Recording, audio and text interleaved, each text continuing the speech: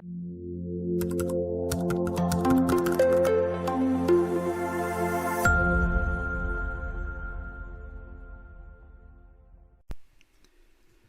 you've downloaded the zip file containing the examples, you'll want to extract its contents, and we assume that you're going to place the examples folder into your user account's documents folder.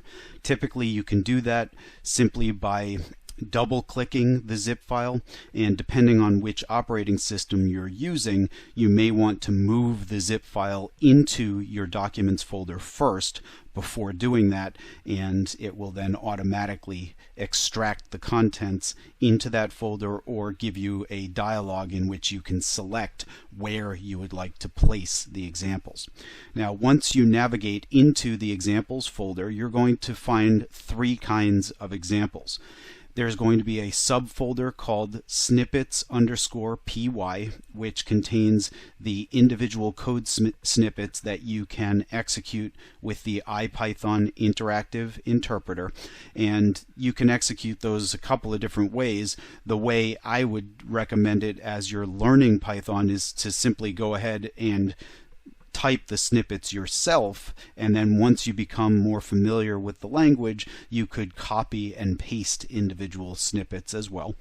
You're also going to find complete scripts, which are also .py files. Those will be in each individual lesson's directory. And then finally, there'll be another subfolder called snippets_ipynb, which is the file name extension for a special type of file called a Jupyter notebook. And in lesson 1, we're going to show you how to execute each of these three different kinds of snippets. So once you become familiar with all three ways of doing things, my recommendation would be that you work in the context of Jupyter notebooks, because it is the most convenient overall, especially if you want to really experiment and retry things that you've done previously. Now, within the examples folder, you'll see a bunch of subfolders that are organized by chapter, or in the context of videos by what we call lessons. Those are named CH with 2-digit number after that. That represents the chapter or lesson number. So CH01 would be the examples that correspond to lesson 1, CH02 would be the examples that correspond to lesson 2, etc. So let's take a moment and look at the examples folder.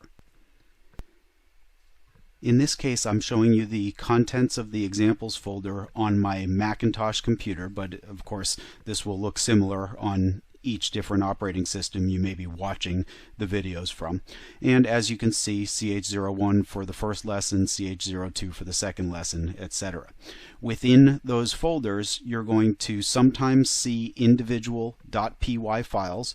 Those are going to represent either complete working Python programs, which we refer to as scripts, or possibly in some of the later lessons, these will represent source code that's going to be imported, as we call it, into other applications, and typically would contain shared code that we want to use across multiple examples. Now, you'll also notice these other two subfolders. Most of the chapters will have these two subfolders, most of the lessons. The snippets_py again is going to contain .py files similar to the ones up above here, but where in each of those files you have a bunch of individual snippets that are meant to be executed one at a time as you follow the presentation.